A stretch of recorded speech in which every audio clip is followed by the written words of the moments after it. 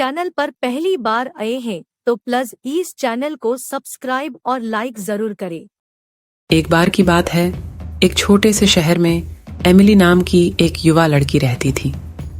Emily एक जिज्ञासु और कल्पनाशील बच्ची थी जिसे अपने घर के पास के जंगलों की खोज करना पसंद था। एक धूप भरी दोपहर में जंगल में घूमते हुए उसकी नज़र ऊंचे पेड़ों के समूह के पीछे छिपे एक प्राचीन दिखने वाले दरवाजे पर पड़ी। दरवाजे की रहस्यमयी उपस्थिति से उत्सुक होकर एमिली ने उसे धीरे से धक्का दिया और उसे आश्चर्य हुआ।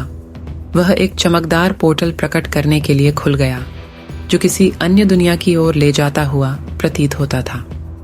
बिना कुछ सोचे समझे एमिली ने पोर्टल में कदम रखा और खुद को जादू और आश्चर्य से भरी भूमि में पाया। जैसे ही उसने जादुई दुनिया में प्रवेश किया, पोर्टल उसके पीछे बंद हो गया, जिससे एमिली के पास घर लौटने का कोई रास्ता नहीं रह गया।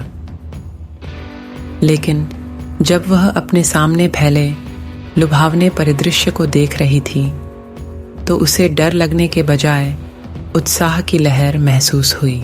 जैसे ही उसने जादुई दुनिया में प्रवेश किया, पोर्टल उसके पीछे बंद हो गया, जिससे एमिली के पास घर लौटने का कोई रास्ता नहीं रह गया।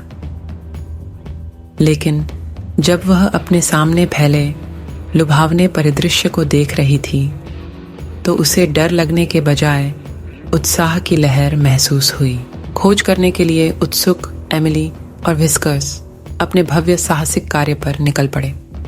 उनका सामना परियों से हुआ जिन्होंने हवा में चमचमाती धूल बिखेर दी, जिससे उनके चारों ओर सब कुछ चमक गया। उनकी मुलाकात एक बुद्धिमान बूढ़े जादूगर से हुई जिसने एमिली को जादू की मूल बातें सिखाईं, जैसे चीजों को उड़ना और सुंदर भ्रम पैदा करना। जैसे जैसे वे फैंटासिया में गहराई तक यात्रा करते गए, उन्हें ऐसी चुनौतियों का सामना करना पड़ा जिन्होंने उनके साहस और बुद्धि की परीक्षा ली।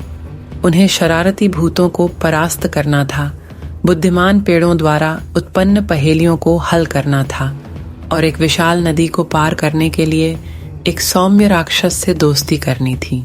एक दिन एमिली और व्हिस्कर्स ने ग्रेट क्रिस्टल के बारे में सुना, जो मंत्रमुग्ध वन के मध्य में छिपा हुआ एक शक्तिशाली रत्न है। किंवदंती थी कि जिसके भी पास क्रिस्टल होता था वह अकल्पनीय जादू कर सकता था।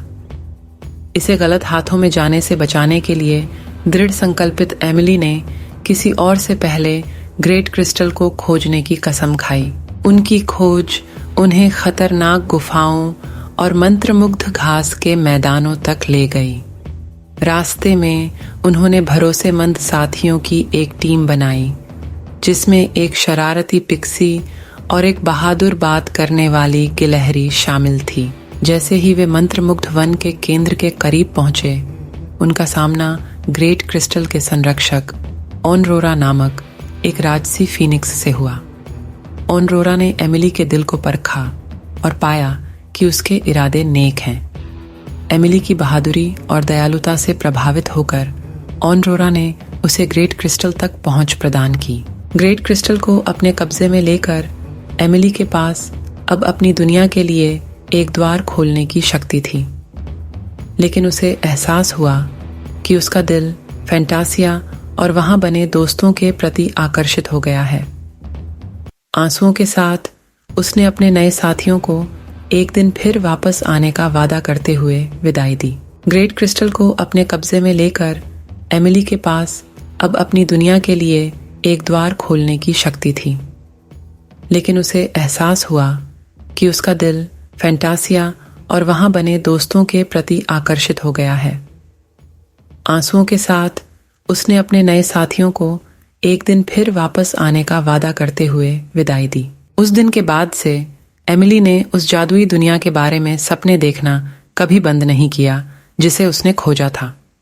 वह जानती थी कि जब भी वह चाहे वह फैंटासिया लौट सकती है और अपने साहसिक कार्य जारी रख सकती है।